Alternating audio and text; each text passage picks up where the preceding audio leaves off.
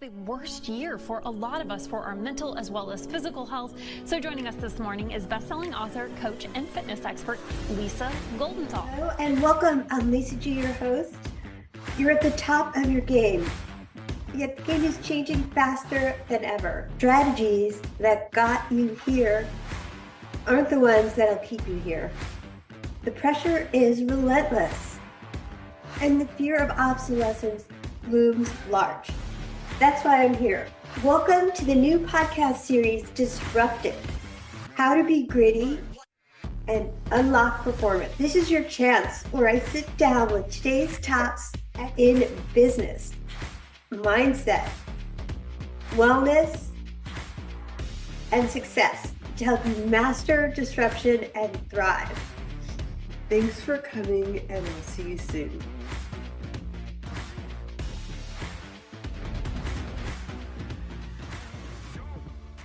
Welcome to the Whole CEO with Lisa G podcast, where we bring you the innovators who are making it easier to thrive in a fast-paced, disrupted world.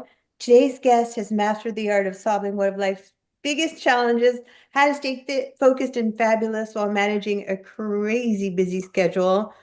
From dominating the lacrosse field at Hofstra University to the high-stake worlds of Wall Street trading, he's always been unstoppable.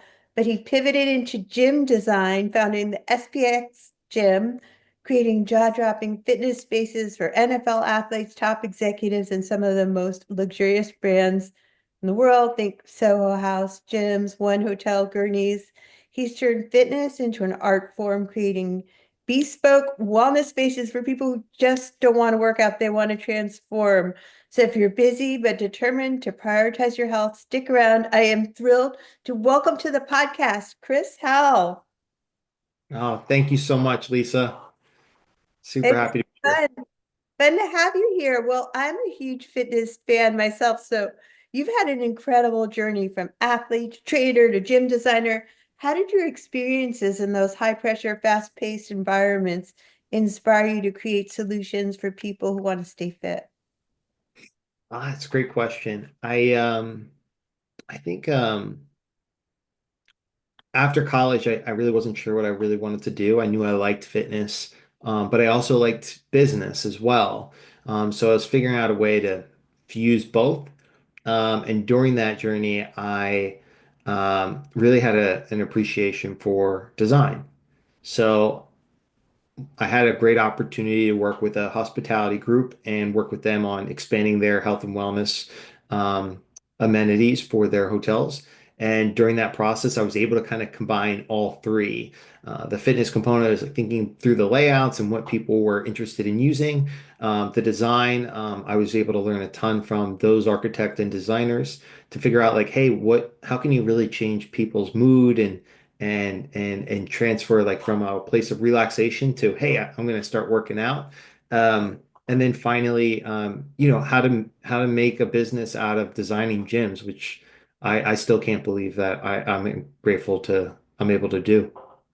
That is so creative. I love how you married all of your things that you're passionate about. And we're all busy, so we're juggling demanding careers. What's the secret to designing a gym that's not just functional, but inspires us to make time for fitness? I think zooming out, I think it's easy to, for example, if you were going to go interior design your home, you could go to um, Home Goods or Target or something like that, and you could probably get everything you really needed. But we always love that story of, you hanging a piece of art, or there's a family token or something that you want to have in your house. And I think that the gym is the same thing, except for more of like a function and design standpoint. So I don't believe that there's one manufacturer that does everything great. Just like if you were going to go to Target, you're like, hey, maybe I'm going to buy XYZ from Target, but I'm going to go over here and buy this ABC. And then you're kind of curating your home. And I'm thinking of the same way as how can I curate a really unique experience by grabbing some of the best things that these manufacturers do, and then putting a design on it is saying like, hey, what upholstery can be really unique, whether it's a vegan leather or a certain stitching that we can do, or is there some kind of interesting thing from for example, like the car industry that we can carry over into the gym. That's really popular. So that's how I kind of think about piecing it together. Did you design the gym in Gurney's in Montauk? Yeah, Oh yeah, my we gosh, I've actually seen your work and it's fabulous. I worked out there and I just love that location.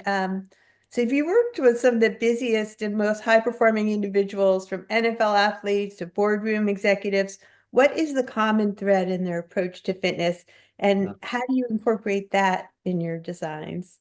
Yeah, I think the common thread between those individuals would be that they're looking for that edge, you know.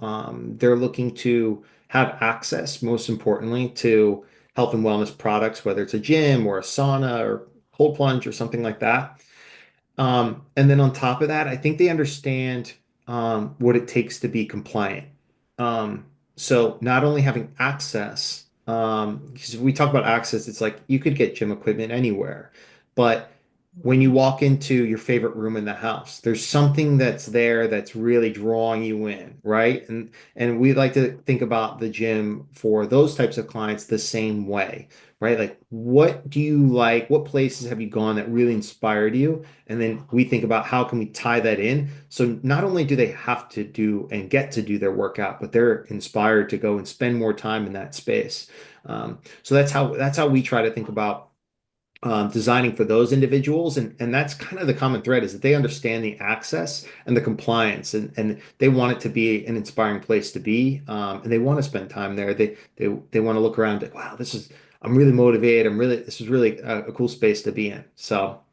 Wow. Well, you have inspired me because you do want to have a gym that inspires you to actually go in the gym. Because how many people buy all the equipment in January and they're like, ah, that's all I need. I'm going to work out. But you're creating a environment where you actually are looking forward to that experience, not dreading it. And you've designed some of the most exclusive brands for brands and clients. What are some of your most ambitious projects that catered to balancing like a high pressure job with commitment to wellness? Yeah, that's an interesting question. Um, I think right now, I think Gurney's is a great example of one, especially because you've been there. So, but Oh, so I love nice. yeah, I loved how and people look at that and they're like, "Oh, I don't have the budget for that." But we actually had a pretty like, strict budget that we had to work within and get creative. And that's a good example of like we used one vendor for the cardio, we used a different vendor for some of the strength machines and for the dumbbells. So we really were curating, and then we also manufacture custom products as well. So we actually custom made the weight plates in there because they wanted their own font and they wanted their logo and they wanted their own colors as well. But I love that how you can get a great workout there, and you also have that beautiful view of the ocean.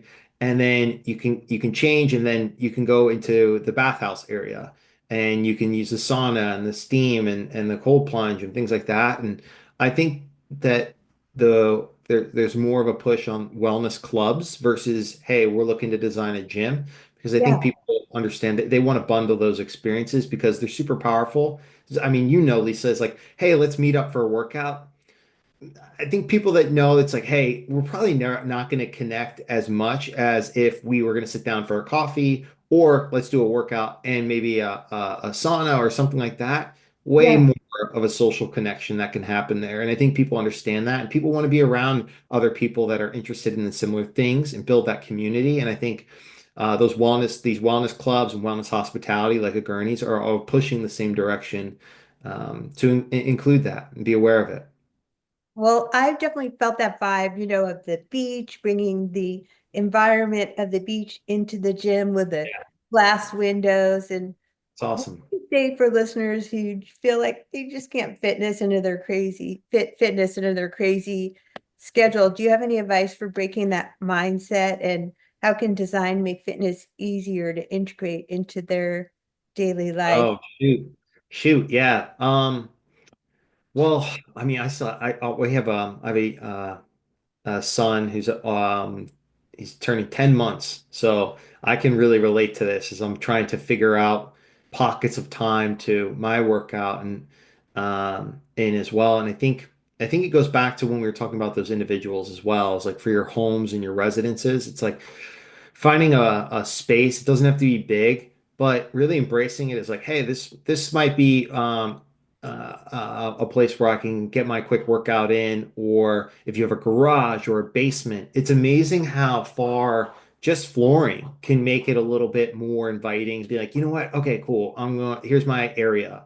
And then you can slowly build your home gym experience, right? Just there. And I always think that it's getting like a dumbbell and a bench and some flooring can really start triggering that, be like, wow, I can like make a little area here. And once you do that, you kind of become your own designer, right? You're like, oh, I like this, I want a neon light, right? I want a plant, I want this. And then you can experiment with what you like and how to make it better. I always think the home gym, um, there's like a community of home gym people, and there's people that are just super passionate about it. Like you would think that they have a commercial facility in their garage or in their basement, but it always stops, and there's you cry once, you buy once. Like that's they want to invest in their gyms, and it's constantly changing. And I think it's a good habit to do, because once you establish a space, and then that motivation to make it better and spend time in it,